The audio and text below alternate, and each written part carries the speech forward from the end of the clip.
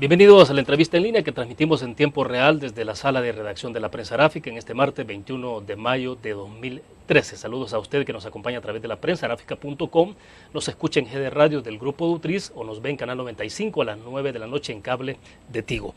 Este martes tenemos varios temas en la agenda para la reflexión, la reciente gira realizada por representantes de las principales gremiales empresariales del país y algunas organizaciones sociales. Una gira por Estados Unidos, el contexto de la economía, el aumento del salario mínimo y desde luego la institucionalidad del país a la luz de las sentencias o de la última sentencia de la Sala de lo Constitucional sobre la participación de militares o no en actividades estrictamente de seguridad pública. Está con nosotros en nuestros estudios Javier Simán, él es el presidente de la Asociación Salvadoreña de Industriales, ASI. Javier, bienvenido, un gusto. Gracias, William. Buenos días y muchas gracias por la invitación esta mañana. Bueno, perfecto. Para comenzar, creo que, Javier, si hacemos una reflexión desde el punto de vista de institucionalidad, sobre todo porque, bueno, toda la parte de cuando se analiza la situación económica del país, mucho se habla de certidumbres en materia de seguridad pública, certidumbre en el tema de institucionalidad, de aplicación de la ley. Entonces, un poco a la luz de eso, ¿cómo se observa desde la ASI la sentencia de la Sala de lo Constitucional en el caso particular de los militares, del general David Munguía Payés y Francisco Salinas? Mira, William, nosotros hemos venido insistiendo ya desde hace un par de años de que la institucionalidad es la base para cualquier progreso. Un país que no tiene un Estado de Derecho, donde no se respeta la institucionalidad, donde no se respetan las leyes, es difícil que progrese y por eso para crear un clima de confianza es necesaria esa institucionalidad. La institucionalidad la da el respeto a la ley. Aquí tenemos una sentencia de la Corte Suprema de Justicia que nos guste o no nos guste, se debe de acatar. El acatar esa resolución es lo que nos genera un clima de confianza, nos genera respeto a la institucionalidad. Y en ese sentido, pues hemos visto sin cuestionar, pues sin entrar en el cuestionamiento de la resolución, hemos visto con buenos ojos pues que se haya acatado la resolución de la Corte Suprema. Esa es una buena señal que se está dando de que se respetan las leyes y que se respeta la resolución de la Corte Suprema y se respeta la separación de poderes. ¿Usted cree que un poco a la luz de este acontecimiento en particular ha quedado atrás un poco el fantasma del 743, de aquel famoso decreto que de alguna forma intentaba y que generó el choque entre el Ejecutivo y el Poder, bueno, legislativo también, y el Poder Judicial en el país? Yo creo que ese fue solo uno de varios intentos, William, y creemos que todavía eso no ha quedado atrás. Todavía vemos críticas a la Sala de lo Constitucional, todavía vemos intentos de remover a algún magistrado para desarticular la mayoría de votos, los 4 votos que se requieren para resoluciones. En ese sentido creemos de que todavía hay intentos de desarticular la sala. Y eso pues sí genera mucha incertidumbre en el país. Hemos estado en Estados Unidos visitando y también genera incertidumbre en los inversionistas y en otros compatriotas que están en Estados Unidos. Sí, esa parte quería llegar del mensaje que se manda, o sea, ¿cómo se traduce en términos de mensaje hacia el inversionista esto que estamos presenciando? Es decir, todo lo que ha ocurrido alrededor de la Sala de lo Constitucional en el pasado, pero este hecho en particular también. El hecho de que el presidente acate la resolución de la Corte Suprema genera un clima de confianza. Eso es positivo. Sin embargo, estamos oyendo al mismo tiempo al presidente criticar la resolución. Entonces, por un lado la está respetando, pero por otro lado la está criticando. Entonces, son mensajes contradictorios que recibimos de parte del Ejecutivo. ¿Y hacia afuera cómo caerá esto? Es decir, para los inversionistas, ¿cómo se podrá estar asumiendo? Mira, yo creo que el respeto a las resoluciones de la Sala, en ese sentido, debería de estar generando un clima de confianza. Pero como te digo, esto no ha venido acompañado de mensajes apropiados, es decir, se acata una resolución pero se critica. Vemos intentos en la Asamblea todavía pues de alguna manera ver cómo se desarticula, vemos declaraciones de altos funcionarios de la Asamblea que todavía están atacando a la Sala de lo Constitucional y vemos que el trabajo de la Sala plena todavía como que no se han integrado. Entonces sí son señales tal vez que no están muy claras todavía. Ahora bien, hablemos un poco entonces de la reciente visita a Estados Unidos. Ustedes regresaron el pasado viernes, ¿no?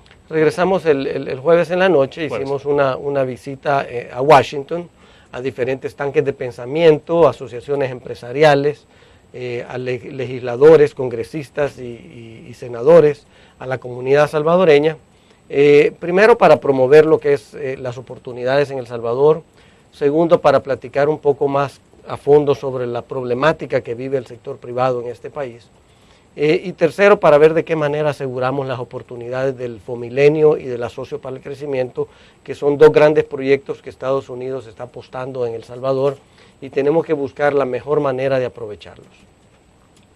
Se han reunido con diferentes sectores, entonces, ¿cuál es el nivel de receptividad que hay en Estados Unidos? Me refiero más a los sectores de poder que tienen justamente incidencia sobre estas decisiones que pueden tomar, la ley de asocios público-privados, que ya vamos a hablar más adelante también cómo lo están analizando ustedes, pero el asocio para el crecimiento, Fomilenio 2.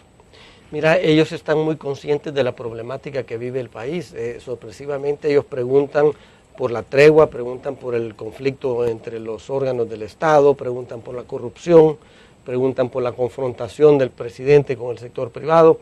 En fin, ellos están muy conscientes de la situación del país y preguntan todo eso. Entonces, dependiendo de la audiencia, nosotros hemos tenido pues que proyectar una imagen muy positiva del país, conscientes por supuesto de la problemática y de lo que se tiene que hacer para que podamos aprovechar al máximo estas oportunidades del Fomilenio y del asocio.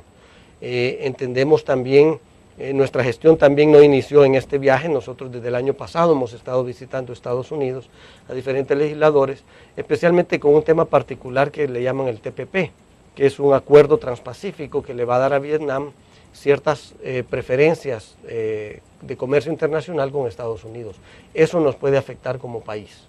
Vietnam tendría un acceso a Estados Unidos preferencial sobre lo que nosotros exportamos.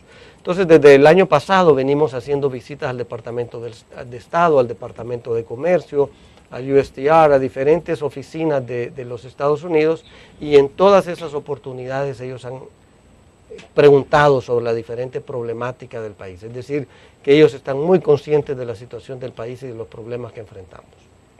Es decir, tampoco entonces han ido a plantear únicamente solo los problemas que el país tiene. No, definitivamente que no. El propósito de nuestro viaje es cómo aprovechamos al máximo esas oportunidades del asocio y del Fomilenio. Estando en Washington nos enteramos de la publicación de una carta de un par de congresistas en la que se cuestiona la relación del presidente con el sector privado, y también nos hemos tomado el tiempo para aclarar esa relación, porque los diferentes gremiales tenemos muy buena relación con las diferentes instituciones y venimos trabajando en diferentes proyectos. De acuerdo, vamos a ir a una pequeña pausa comercial, volvemos.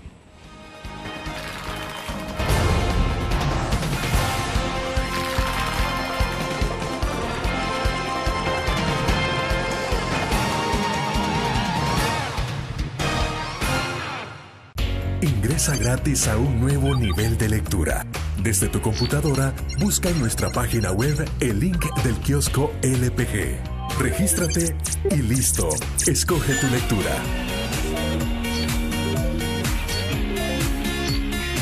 En tu tablet, iPhone o Android, ingresa a App Store o Google Play. Busca kiosco LPG. Descarga la aplicación y disfruta de todas nuestras publicaciones digitales. Grupo Dutriz. Multiplicamos la forma de informarte. ¿Qué es la Ley de Medicamentos? Es una nueva promesa cumplida del gobierno del FMLN que garantiza precios hasta un 60% más bajos en más de 4.000 medicamentos. FMLN, ayudándote a mejorar tu vida.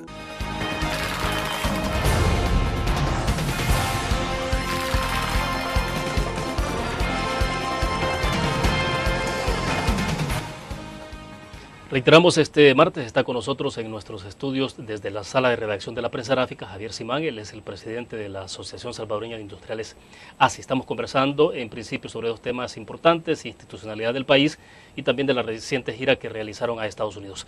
Javier, entonces, bueno, sí hay un poco de receptividad sobre los planteamientos que ustedes han hecho. Esta parte de lo que puede implicar entonces la relación comercial Vietnam-Estados Unidos, ¿les afecta mucho a ustedes? ¿Cómo se recibe en términos del planteamiento? ¿O qué han explicado ustedes en Estados Unidos? Mira, lo que pasa es de que Estados Unidos ha otorgado 29 tratados de libre comercio, todos bajo las mismas condiciones. Ahora Vietnam está pidiendo condiciones preferenciales, entonces nuestra labor ha sido convencer a los Estados Unidos de que no le puede dar a Vietnam un tratado en condiciones más preferenciales que las que nos dio a nosotros en CAFTA. Porque de momento sí esa era la intención. Pero entendemos de que va por buen camino. Mañana hay una reunión en Guatemala con los representantes de Comercio Internacional de Estados Unidos, precisamente para asegurarnos de que se den las mismas condiciones que todos los demás tratados. Es decir, CAFTA no fue un regalo, CAFTA fue negociado, nosotros dimos concesiones a cambio de concesiones. Entonces esperaríamos de que se nos dé el mismo trato que se le da a Vietnam. De hecho, el tratado estipula, el CAFTA, estipula de que no nos pueden dar, nos tienen que dar las mismas condiciones de nación más favorecida que le den a otros países. Nos preocupa porque Vietnam, sin tratado de libre comercio, ya es el segundo proveedor más grande de ropa y textiles a Estados Unidos. Entonces imagínate lo que puede llegar a ser con un tratado de libre comercio, es decir, que exporte libre de aranceles. Puede causarnos un gran impacto en El Salvador, perderíamos aproximadamente 50.000 empleos en El Salvador. ¿Es tan dramático? 250.000 empleos en la región centroamericana. Por eso hemos venido señalando este tema, que es de suma importancia que nuestras autoridades también intercedan con las autoridades de Estados Unidos para asegurarse que mantengamos las prioridades de exportación a ese país, que es nuestro principal socio comercial. O sea, prácticamente se puede llevar de encuentro o acabar con la industria textilera en Centroamérica. En la región centroamericana. Ni siquiera El Salvador, sino como región. Correcto, porque Vietnam tiene 49 subsidios a la exportación y Vietnam lo que está buscando es suplirse de materias primas de China y exportar a Estados Unidos libre de aranceles. Eso nos pondría en una posición de desventaja y por eso estamos exigiendo que se mantengan las mismas reglas del juego para todos los países. Entonces, en esas visitas pues hemos tenido la oportunidad de escuchar las inquietudes de los legisladores y de las autoridades sobre las diferentes temáticas que afectan a nuestro país. Pero todo esto pasa por hacer una especie de radiografía de cómo está el país. Correcto. Es decir, es imposible ir a Estados Unidos, pregunto, solo hablar de este caso particular de Vietnam, porque los acompañó a ustedes José Domingo Méndez. Es correcto. Que es de Concertación Democrática Nacional, ¿no? Correcto. También nos acompañó Neftali Yanes, que es del sector laboral. Íbamos 4 presidentes de gremiales. Hicimos visitas a diferentes instituciones, diferentes tanques de pensamiento de diferentes ideologías, básicamente a presentar las oportunidades que tenemos como país y cómo sobrepasar los obstáculos que estamos encontrando para eso.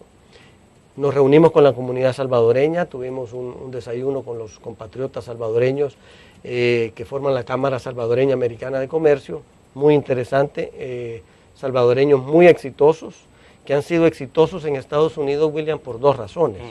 Primero, por su espíritu emprendedor, son trabajadores, son luchadores, se sacrifican, nadie les ha regalado nada, lo que tienen es porque ha sido por su propio esfuerzo. Pero segundo, porque en Estados Unidos existe un clima de confianza, precisamente lo que nosotros estamos promoviendo en El Salvador. En Estados Unidos hay un clima de confianza, de seguridad jurídica, de respeto a las leyes, de respeto a la democracia. En ese clima es que nuestros compatriotas han podido lograr el éxito, han podido triunfar. Y eso es lo que nosotros buscamos para El Salvador, un clima de confianza, un Estado de Derecho, donde todos los salvadoreños tengan las mismas oportunidades para crecer.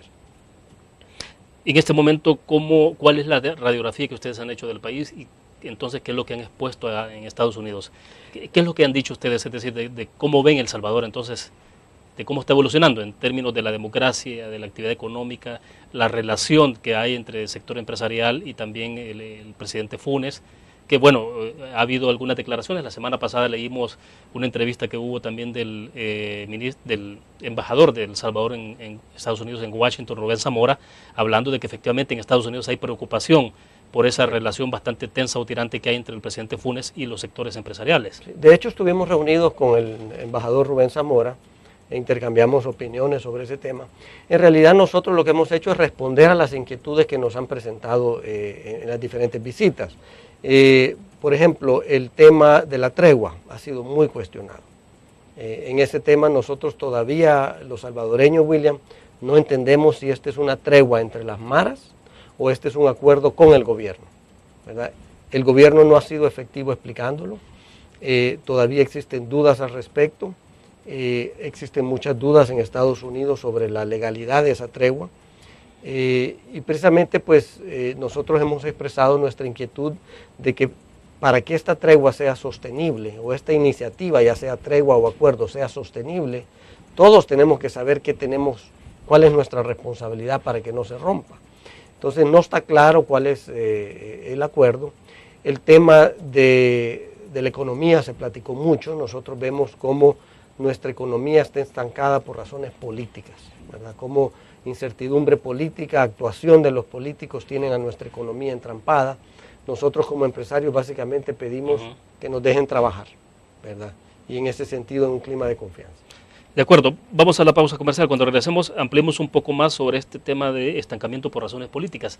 ¿Es tan así, tan estrictamente político lo que está encasillando o anclando al país en la evolución de la economía? Bueno, vamos a la pausa comercial, regresamos.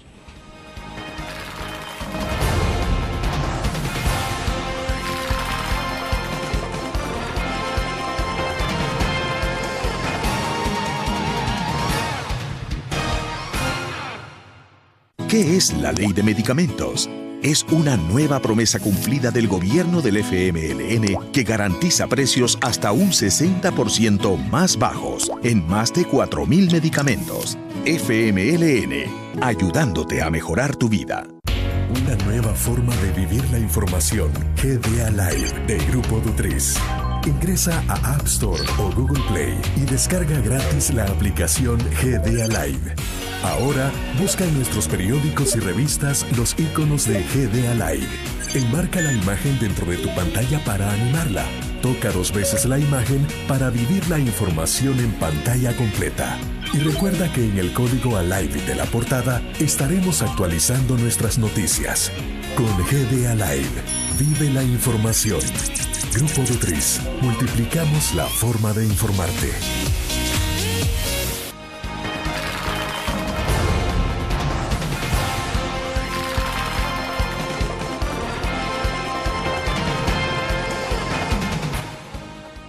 Javier, dice usted en el segmento pasado, nuestra economía está estancada por razones políticas. Dejaba plantear la interrogante, o sea, ¿es tan así que las razones políticas son las que están impactando más la posibilidad de que avance o evolucione mejor la economía en este país?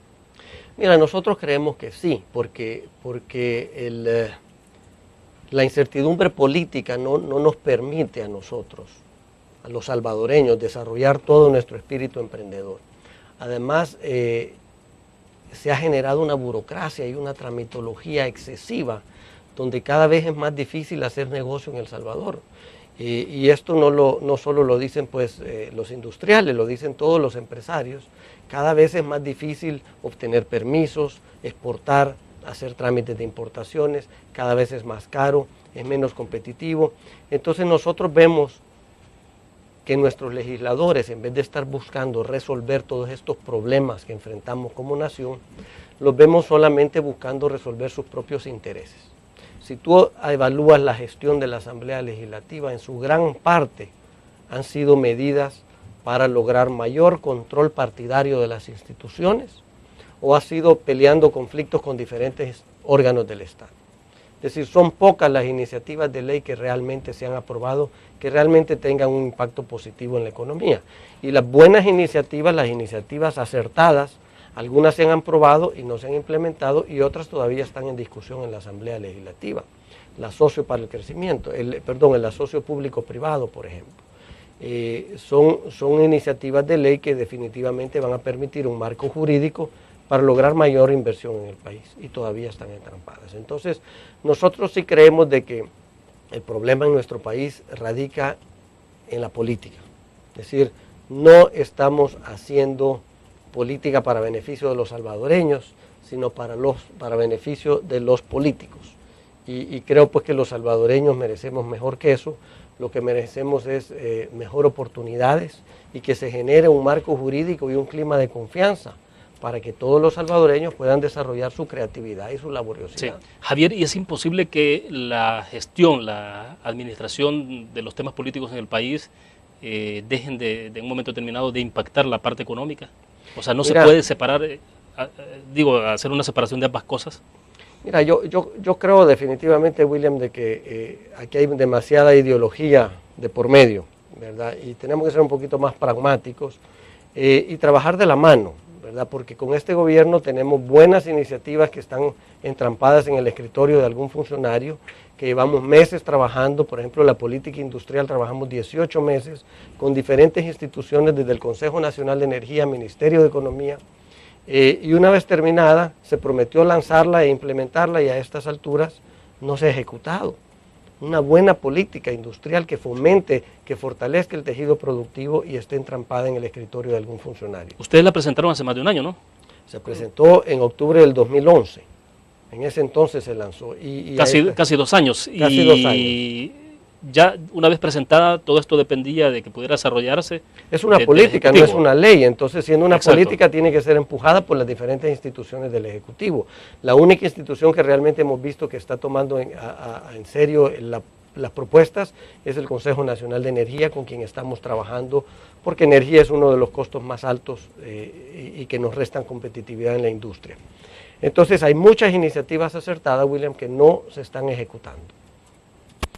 Y efectivamente, ¿qué es lo que está restringiendo más la capacidad productiva en el país? ¿Esta parte de los costos de energía? Mira, el costo de energía es uno de los problemas más grandes que tenemos. Es decir, una industria no puede crecer mientras no tenga energía a precios competitivos. Pero también la burocracia y la tramitología nos están afectando fuertemente. Hay demasiada tramitología, hay leyes que son conflictivas entre sí y los funcionarios no saben cómo aplicarla. Entonces lo pasan al jurídico para que lo resuelva y ahí pierde uno mucho tiempo. Está el tema de los costos en nuestro país. Nuestro país no ha invertido en infraestructura en los últimos años. Tenemos carreteras en mal estado, tenemos puentes en mal estado. Para darte un ejemplo, un contenedor aguanta 44,000 libras. En nuestro país no pueden transitar a ese peso porque no todos los puentes aguantan esa carga. Entonces los transportistas están limitados a que un contenedor no lleve sobrepeso. Tenemos temas de infraestructura en el aeropuerto, por ejemplo. En fin, hay mucho trabajo que se debe de hacer, que no estamos coordinados haciéndolo, y el gobierno no lo va a hacer solo. Ningún gobierno solo puede resolver los problemas. Necesita trabajar de la mano con el sector privado. Y es el sector empresarial el que realmente sabe a dónde le aprieta el zapato. Entonces, una buena comunicación y una buena coordinación con un gobierno es esencial para orientar los recursos a resolver los problemas que nos van a permitir mayor competitividad, mayores oportunidades de empleo, mayores oportunidades de inversión y, por supuesto, eso trae desarrollo para nuestro país. Javier, explícanos una cosa. ¿Qué tanto influye, por ejemplo, en el caso del desarrollo del aeropuerto de nuestro país, el puerto de La Unión, por ejemplo, que no ha sido concesionado todavía? ¿Qué tanto lo que influye es toda esa parte burocrática para que pueda concesionarse el puerto de La Unión? ¿O tiene que ver más con voluntades, con disposiciones? Porque, bueno, el puerto de La Unión es el caso más emblemático, ¿no? Un elefante blanco que está ahí. Se construyó en la pasada administración del presidente Saca, no se concesionó. Este gobierno lleva 4 años y tal parece que si acaso se concesiona será a finales de este o del próximo año, pero este gobierno está de salida. Entonces, ¿qué es lo que más entrampa la posibilidad de que se pueda avanzar en esta? Mira, déjame decirte que para los industriales el puerto de La Unión no es una prioridad. Nosotros exportamos el 46% a los Estados Unidos a través de los puertos del este de Estados Unidos, es decir, del lado Atlántico. Tenemos que salir por Puerto Barrios o Puerto Cortés. El 35% de nuestras exportaciones van a Centroamérica por vía terrestre. Entonces, sí, el puerto de La Unión representa una oportunidad para importar materias primas, tal vez con flete más competitivo. Sin embargo, no se ha dado. Y yo creo que han perdido de vista que no se trata de concesionar un puerto. Se trata de mejorar la competitividad del país.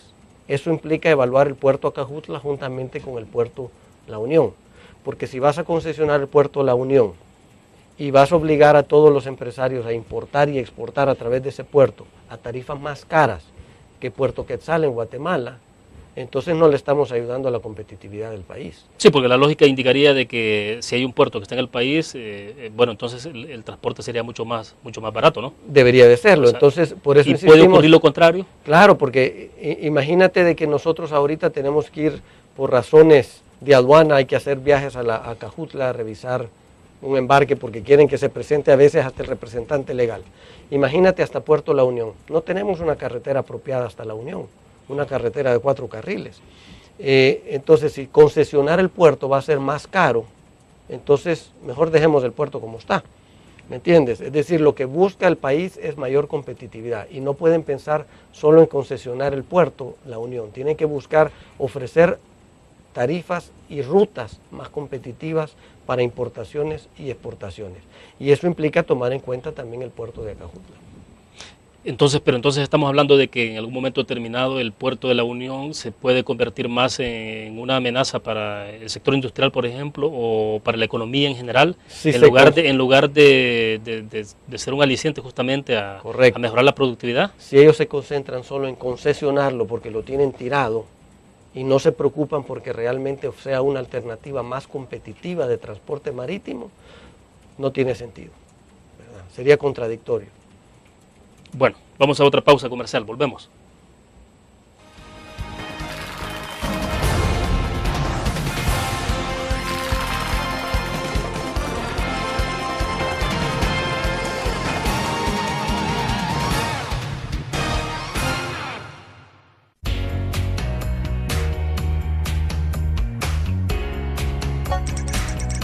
Cada momento, donde quiera que estés, te damos el mejor contenido en diferentes plataformas para que tú escojas el medio para informarte. Y ahora con Grupo Dutriza Live, la nueva aplicación digital. Vive la información como una nueva experiencia en tu periódico. Multiplicamos la forma de informarte. Grupo Dutriz. La interacción con la tecnología llega con múltiples formatos. Nueva revista Tech Live, la información tecnológica más actual y los gadgets que modifican tu estilo de vida. Tech Live es una revista multiplataformas que te ofrece los últimos avances de la tecnología, las herramientas de mayor utilidad e interesantes artículos de la era digital. Escoge el medio que te mantendrá actualizado o visita nuestra web. Espera el futuro con Tech Live, una publicación de Grupo Dutriz.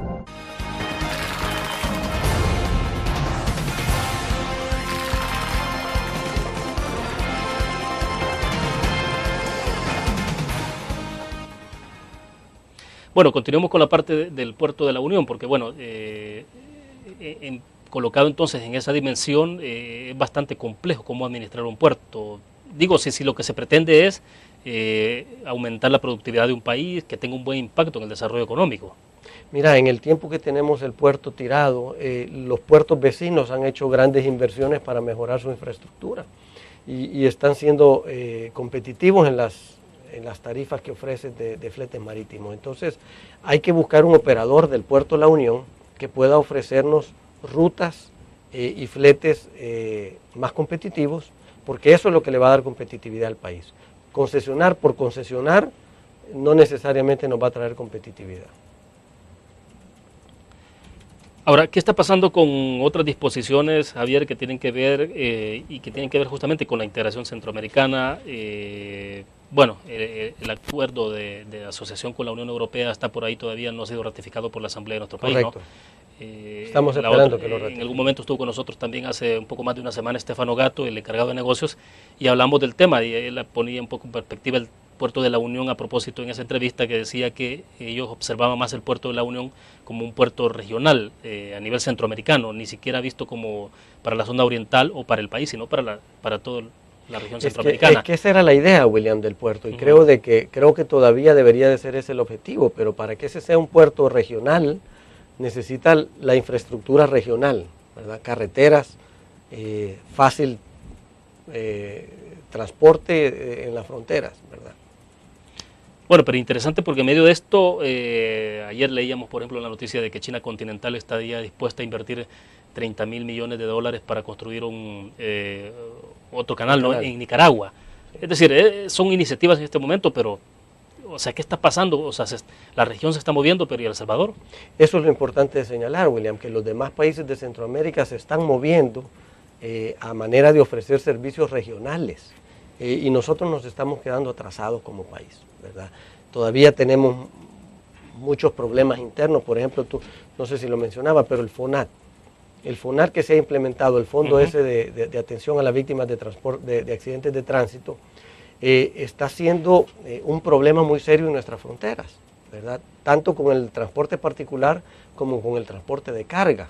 Primero porque se está haciendo un cobro y segundo porque para hacer efectivo ese cobro se pierden 6, 8, 10 horas en la aduana. Yo creo de que eso es violatorio al Tratado de Integración Económica Centroamericana, es violatorio al libre tránsito, ¿verdad? Nosotros estamos constantemente reclamando a los países vecinos cuando ponen medidas no arancelarias como esta, porque bloquean el comercio regional y creemos de que el FONAT está bloqueando el comercio regional, está obstaculizando el comercio y creemos que es una medida inapropiada. ¿Qué hacer en ese caso en particular? Mira, nosotros creemos que para eso existen seguros de accidentes, es decir, todo el que tiene un vehículo tiene que tener un seguro de accidente y el FONAT desde su concepción creo que está erróneo porque se está creando un fondo, que hay que ver cómo se va a manejar ese fondo, se está creando un fondo para pago a las víctimas, pero que los que causan los accidentes no necesariamente son los que van a cargar con el costo de esa retribución. Entonces, creemos de que los seguros, un seguro obligatorio es mucho más apropiado que manejar un fondo que no sabes cómo lo van a manejar. Bueno, habitualmente en el caso de quienes pueden o podemos tener algún seguro en el vehículo, habitualmente los seguros en el caso de los vehículos son a nivel regional, ¿no? Sí, pueden cubrir Guatemala, Honduras, la región centroamericana en general. Y cuando se habla de transporte de carga, no sé si todos lo tienen. Bueno, uno tiene que pagar un seguro por el transporte de carga y los transportistas también tienen su seguro. Y tienes que tomar en cuenta que las compañías aseguradoras ya tienen relaciones con las contrapartes en los demás países de la región centroamericana. Es decir, que este es un tema de seguro y debería manejarse como un tema de seguro obligatorio, no creando un fondo que queda a riesgo de que no sea manejado apropiadamente y al final ni siquiera tengas los recursos para atender a las víctimas. Pero dejando de lado eso, el tema es de que estás creando un obstáculo al comercio internacional, un obstáculo al comercio regional que creemos de que viola el Tratado de Integración Centroamericana. Javier, ¿cómo hacer entonces para que el país pueda comenzar a dar algunos pasos en una dirección distinta a la que tenemos? Porque cuando uno revisa todos los indicadores, es bastante dramático, ¿no? La semana pasada la Comisión Económica para América Latina, CEPAL, daba a conocer el índice que tiene que ver con medición para 2012 de la inversión extranjera directa y el país aparecía en la última posición. Obviamente Costa Rica estaba en la primera, pero El Salvador estaba arriba de haber captado un poco más de 500 millones de dólares. Nicaragua estaba por arriba de El Salvador. Mira, definitivamente El Salvador ha caído en los índices económicos, tanto en inversión privada como también en los de crecimiento económico. Somos el país que menos crece en la región centroamericana. Nuestra industria se está aprovechando del crecimiento de los países vecinos. Es decir, nuestros países vecinos están creciendo a tasas muy atractivas, arriba del 4, 5, 6%, y los que exportamos al área centroamericana estamos beneficiándonos del crecimiento de los países vecinos. Sin embargo, la industria que está atendiendo el mercado local salvadoreño, ellos están deprimidos porque nuestra economía continúa deprimida con un crecimiento del 1.2%. Hay sectores de nuestra industria que están creciendo muchísimo más que eso porque están enfocados a las exportaciones. Ok, vamos a hacer otra pequeña pausa y retomamos la conversación después de esto.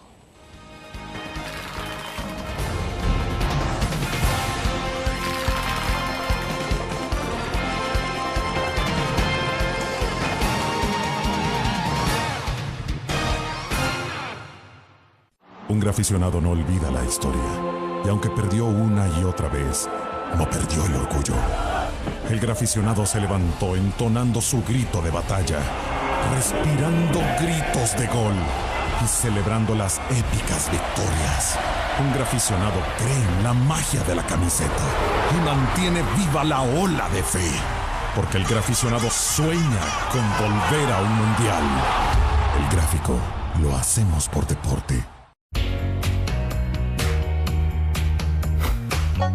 Cada momento, donde quiera que estés, te damos el mejor contenido en diferentes plataformas para que tú escojas el medio para informarte. Y ahora con Grupo Dutriza Live, la nueva aplicación digital. Vive la información como una nueva experiencia. Multiplicamos la forma de informarte. Grupo Dutriz.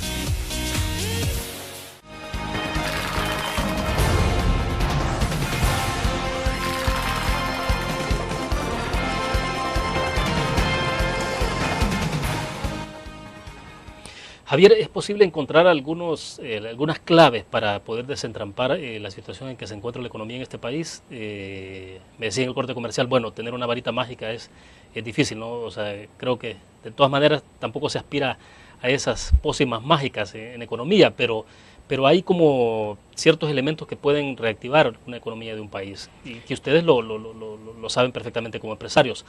¿Por dónde entrarle?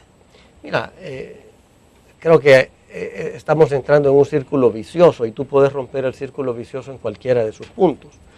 Lo principal, empezaría yo diciendo, de que necesitamos que tanto nuestros gobernantes como políticos y funcionarios tengan la voluntad de resolver los problemas que nos afectan a todos los salvadoreños, en vez de estar pensando solo en resolver sus propios problemas, en vez de estar pensando solo en el control partidario de las diferentes instituciones. Realmente, gobernantes que se preocupen por que tengan la voluntad de resolver los problemas que tenemos. Segundo, trabajar juntos. Como te decía, los problemas que enfrentamos como nación son tan grandes que nadie los va a resolver solos. Necesitamos trabajar juntos en la misma dirección. Y no necesariamente vamos a estar de acuerdo en todo, pero decidamos en qué estamos de acuerdo y caminemos juntos en esa dirección. Creo que con esas dos premisas pudiéramos empezar a generar un clima de confianza, un clima de certidumbre, un clima de seguridad jurídica, donde se nos garantice que los jueves en la plenaria de la Asamblea Legislativa no vamos a salir con un madrugón y con una dispensa de trámite de una ley inconsulta que nadie sabía y que tiene un impacto en la economía. Entonces, todas esas prácticas, dejarlas de lado y empezar a trabajar juntos para resolver estos problemas. El rol del Estado es principalmente garantizar salud, educación, seguridad a la población, y ni siquiera eso estamos haciendo. Nuestros trabajadores llegan al Seguro Social y no tienen medicinas. Entonces, creo de que tenemos que enfocar el rol del Estado. No puede el Estado seguir creciendo y demandando más recursos que se van en gasto ordinario en vez de irse en inversión pública. Nosotros creemos de que se debe orientar más a la inversión pública. Sí creemos en los programas sociales. Estos deben de estar enfocados a las personas más necesitadas, pero para ayudarles a salir de la pobreza, no para que continúen siendo pobres. Y en ese sentido creemos de que muchos programas sociales están tal vez bien enfocados, pero mal diseñados. Es decir, porque no ayudan a sacar de la pobreza a la gente. ¿Qué es lo que más impacta en sacar a una persona de la pobreza?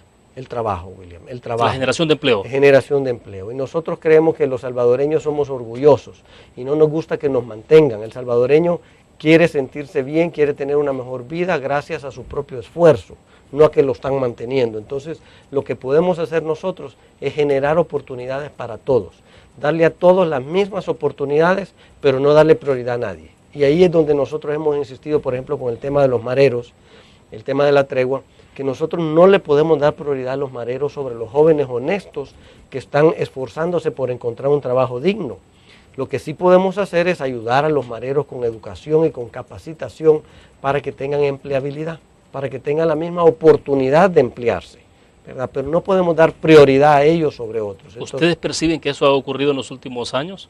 Mira, ¿Que se les ha dado más prioridad? Bueno, sacaron un comunicado ustedes a propósito de la tregua hace 2 semanas. Nosotros desde el inicio que se nos pidió colaboración con la tregua, fuimos claros de que nosotros no podíamos dar prioridad a ningún reo sobre jóvenes que se estaban esforzando por conseguir un trabajo digno y honesto. Sin embargo, ofrecimos que podíamos ayudar educando y capacitando a los reos, y digo todos los reos, porque no solo los mareros, sino que también hay reos comunes. Claro. Nosotros ofrecimos clases de inglés, clases de computación, completar educación básica a los reos que no la habían terminado. Ofrecimos talleres. O sea, ir a los centros penales. Correcto, nosotros incluso ofrecimos, William, con nuestra clínica móvil, dar atención médica gratuita a todos los reos y a sus parientes en los días de visita familiar. Nosotros ofrecimos montar talleres de capacitación en oficios industriales, carpintería, hojalatería, costurería, en todos los talleres. Primero para que los reos se ocupen y sean productivos durante su sentencia, pero también para prepararlos y capacitarlos a que sean productivos cuando termina su sentencia. Nada de eso se ha podido implementar. Nosotros tenemos las máquinas que ofrecimos, están tiradas, oxidándose en estos momentos. Entonces, desde un principio ofrecimos que podíamos colaborar para que tuvieran empleabilidad y tuvieran las mismas oportunidades de buscar un empleo. Lo que sí no podemos hacer es dar prioridad a nadie en las oportunidades de empleo. De alguna manera usted percibe que eso está ocurriendo, que hay como un intento a priorizar sobre ellos, sobre los pandilleros en el proceso de rehabilitación y dejar de lado un segmento importante de la población que está capacitada, que técnicamente cualificada y que también requiere de un empleo. Definitivamente, William, hay jóvenes, hay personas con discapacidad, por ejemplo, que requieren mucha atención que no se les está dando. Tú sabes que tenemos años subsidiando el transporte público y no hay una unidad de transporte público que tenga acceso para personas con discapacidad. Entonces, nosotros estamos trabajando con personas con discapacidad para su inserción laboral y el principal problema que encontramos es que no pueden llegar ni siquiera a las entrevistas de trabajo porque no hay transporte público con acceso. Entonces, ese es un ejemplo de cómo un programa social de subsidio al transporte público está mal diseñado porque al final no hemos salido del problema. Tienen las mismas unidades y ninguna tiene acceso. Entonces, el tema de las personas con discapacidad requiere atención. Hay 1.800.000 jóvenes en edad escolar. Quiere decir que hay 100.000 jóvenes que se incorporan a la fuerza laboral al año y que no encuentran oportunidades de empleo. Creo que estos jóvenes que están haciendo un esfuerzo por buscar una oportunidad de trabajo digna y honrada, merecen la prioridad y merecen atención y merece que se le dedique programas de facilitación de su inserción laboral. Nosotros como gremial venimos trabajando especialmente con estos dos grupos, jóvenes y personas con discapacidad, y a ellos estamos enfocando nuestra prioridad en las oportunidades de empleo. Cuando el presidente de la República hace reclamos a los sectores empresariales del país a que deben de dedicarle más a la parte social, ¿ustedes consideran que ya están haciendo lo suficiente? Mira, nunca es suficiente, William. Lo que pasa es que el sector privado hace mucha inversión social, pero como el sector privado no está corriendo en ninguna campaña electoral ni está corriendo por popularidad, no lo publicita. Es decir, todas las buenas obras que hace el sector privado quedan con mucha discreción. Es más, muchos empresarios no les gusta que se sepa todas las obras que hacen, pero los trabajadores lo reconocen, la comunidad lo reconoce y siempre hay espacio para hacer mucho más. Y creo de que si uniéramos esfuerzos con el gobierno, pudiésemos enfocar los recursos a tener mejores resultados en áreas más específicas. El pasado viernes estuvo con nosotros Álvaro Trigueros, que es el jefe del Departamento de Estudios Económicos de FUSADES, y él, de hecho, así lo titulábamos en el resumen del siguiente día, y era sobre el tema de unidad, de caminar en una misma dirección. Este país hoy por hoy no ha caminado en una misma dirección, cada quien está hablando por su lado. Yo siento que sí, William, incluso dentro del mismo gobierno pareciera que tenemos 8 gobiernos paralelos, ¿verdad? Porque no hemos visto una coordinación del gabinete de gobierno en una misma dirección. Pareciera que diferentes funcionarios jalan cada uno por su lado y tú tienes a un Ministerio de Economía promoviendo políticas de inversión y de atracción de inversión extranjera, y por otro lado tenés un Ministerio de Hacienda bloqueando y obstaculizando cualquier inversión con nuevos costos y nuevas medidas y nuevos impuestos. Entonces pareciera que no estamos amarrando todo en una misma dirección. Incluso el sector privado, lo que hablábamos de la inversión social, está muy dispersa. Cada uno invierte en lo que cree que es más necesario, en lo que afecta más a sus trabajadores, a sus comunidades, y si trabajáramos juntos pudiéramos enfocarlo para tener un mayor impacto. Y creemos de que el mayor impacto que podemos hacer es la generación de empleo. Creemos de que todos los salvadoreños, todos nuestros esfuerzos deben de estar enfocados a generar oportunidades de empleo para los cientos de salvadoreños que andan buscando esa oportunidad. ¿Y cuál es el nivel de generación de empleo que hay en este momento? Mira, demasiado baja. Con una economía creciendo al 1.2%, estamos generando aproximadamente 20.000 empleos al año. Nuestra economía tiene que crecer 5% anual para poder generar los 100.000 empleos al año que necesitamos, que equivale a los 100.000 jóvenes que se incorporan a la fuerza laboral. Eso sería 5% para poder responder a la demanda laboral que a la demanda laboral anualmente. Ahora, tienes que tomar en cuenta que también hay una población económicamente activa que es muy grande en el sector informal. Es decir, de los 2.4 millones de salvadoreños económicamente activos, solo 750.000 están en el sector formal. Quiere decir que pagan impuestos, que tienen acceso a seguro social, acceso a pensiones, acceso a la banca. El resto, las 2/3 partes de la población económicamente activa, están en el sector informal. Quiere decir que ni siquiera sabemos si les están pagando el salario mínimo. No tienen acceso a cobertura médica del Seguro Social, no tienen acceso a fondos de pensiones, tampoco tienen acceso a la banca. Entonces tienen que recurrir a préstamos con usureros, con agiotistas, que les cobran el 25% mensual. Entonces, una de las prioridades debe ser acercar a este sector informal a que se vaya formalizando. Perfecto, vamos a la última pausa comercial. Bueno, ¿qué pasó con la discusión sobre el salario mínimo? Dejamos los últimos minutos para este tema.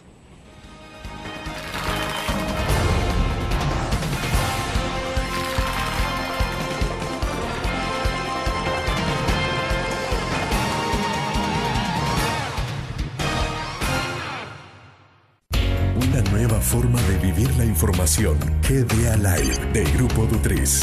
Ingresa a App Store o Google Play y descarga gratis la aplicación GDA Live. Ahora busca en nuestros periódicos y revistas los iconos de GDA Live. Enmarca la imagen dentro de tu pantalla para animarla. Toca 2 veces la imagen para vivir la información en pantalla completa. Y recuerda que en el código ALIVE de la portada estaremos actualizando nuestras noticias. Con GDA Live, vive la información.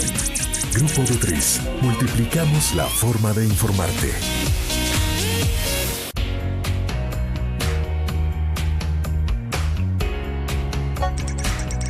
Cada momento, donde quiera que estés, te damos el mejor contenido en diferentes plataformas.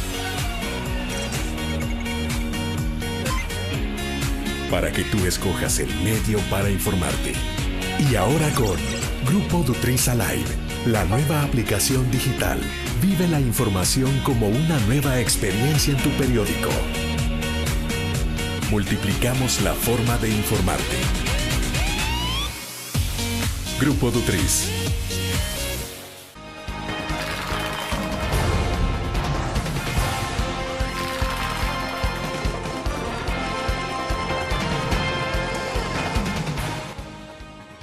Bueno, nos gustaría saber si finalmente se superó la discusión sobre el tema de salario mínimo. Bueno, hubo ahí un poco de discusión, el presidente de la República pidiendo que se hiciera ese incremento de salario mínimo, el 10%, ¿no?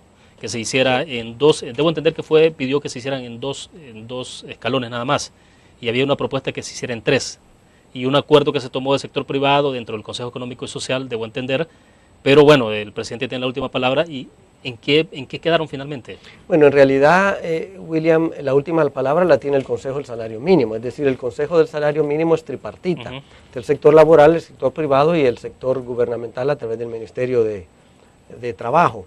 Las decisiones que ahí se toman se mandan al presidente para que él lo convierta en un decreto ejecutivo. El presidente solicitó un incremento del 10% y nosotros como sector privado sí estuvimos de acuerdo desde el principio en que se revise el salario mínimo, porque estamos viendo la situación económica que están afrontando nuestros trabajadores. Sin embargo, nosotros hemos venido insistiendo que cualquier revisión al salario mínimo tiene que hacerse en forma técnica y económica. No tiene que hacerse por razones políticas ni por razones electorales. Siempre por esta época que se acercan las elecciones, surge una solicitud de revisión del salario mínimo. Nosotros por eso hemos insistido que se deje al Consejo hacer las evaluaciones y los análisis técnicos para que haga una propuesta. Después de hacer esos análisis técnicos, el sector privado propuso un 8%. El presidente ha venido insistiendo en su 10% y el sector laboral salió con una propuesta la cual al final nosotros terminamos acompañando porque nos pareció muy razonable, que es un 12%. Es decir, sector laboral y sector privado nos hemos puesto de acuerdo en que 12% es mejor que el 10% que pidió el presidente. Sin embargo, lo estamos haciendo escalonado en 3 etapas de 4%, la primera etapa el 1 de junio, el próximo 4% el 1 de enero del 2014 y el próximo 4% el 1 de enero del 2015.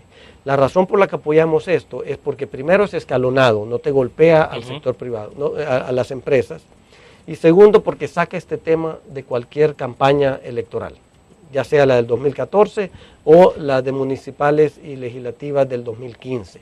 ¿verdad? Este tema tiene que ser un tema técnico y no politiquero. Es el temor de que al final entonces se utilice este como un tema como de bandera electoral. Así ha sido siempre, se ha venido sacando como bandera electoral.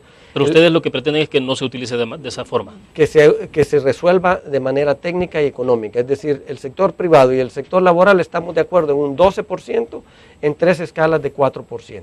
El presidente insiste que quiere su 10% durante su periodo, él quiere aplicar ese 10% antes de que él se retire de la presidencia. Eso para nosotros es razón política y no es razón económica. Y hay 2 razones bien importantes, William. Tú no puedes implementar un aumento tan drástico de aquí a 15 días. En Nicaragua, por ejemplo, se notifica con 1 año de anticipación. Las empresas tienen tiempo de ir nivelando sus salarios para que cuando entre en efecto el nuevo salario mínimo, ya ellos están en cumplimiento de la nueva normativa. Entonces eso es lo que nosotros proponemos, de que haya certidumbre, que ya sepamos cuánto va a ir subiendo para irnos adaptando gradualmente. Caso contrario, un aumento muy dramático del salario mínimo te puede generar desempleo, que es todo lo contrario de lo que andamos buscando. Ahora, pero ¿cuál es el universo de trabajadores que se pueden ver beneficiados? Porque muchas empresas no pagan salario mínimo, pagan más allá del salario mínimo. Entonces uno dice, bueno, pero al final de cuentas es una discusión importante para este segmento de la población, pero ¿estamos hablando de la mitad de la población laboral activa en este país o hablamos todavía por debajo de esa cantidad? Definitivamente que no, William, y eso es lo más importante que hay que hacer ver. El salario mínimo, subirlo, no le ayuda al que está desempleado. El que está desempleado, al contrario, va a ser más difícil que encuentre un empleo. Entonces, aumentar el salario mínimo no le ayuda a los desempleados. Y número 2, aumentar el salario mínimo no le ayuda a los que están en el sector informal. Esos 1.800.000 salvadoreños que son parte de la población económicamente activa, que están en el sector informal y que nadie verifica si se les paga el salario mínimo o si tienen cobertura del seguro social o si tienen cobertura de pensiones. A ellos no les va a beneficiar. Y a las grandes empresas no nos afecta subir los salarios porque ya estamos pagando arriba del salario mínimo. Esto golpea más que todo a los pequeños y medianos empresarios. Entonces por eso pedimos que sea gradual, para que les permita a ellos irse adaptando. Porque solo subir los costos sin que haya un aumento en competitividad, un aumento en productividad, entonces eso genera desempleo. ¿Cuántos trabajadores pueden verse beneficiados aproximadamente? Aproximadamente de los 2.4 millones de salvadoreños económicamente activos, hay 750.000 que están inscritos en el Seguro Social como sector formal. De esos aproximadamente 150.000 son empleados públicos que están bajo otro régimen. O sea que solo tienes 600.000 y de esos 600.000 habría que verificar en el Seguro Social cuántos son los que están con salario mínimo, pero no pensaría que sobrepasa de los 200.000. Perfecto. Bueno, se nos agotó el tiempo. Gracias, Javier. William, a ustedes muchas gracias por la invitación. Bueno, perfecto. Terminamos la entrevista en línea. Gracias a ustedes por su fiel sintonía. Mañana estaremos hablando del tema estrictamente electoral. Estará con nosotros en nuestros estudios Eugenio Chicas, presidente del Tribunal Supremo Electoral, para conversar sobre cómo evoluciona el voto en el exterior. Nos vemos entonces.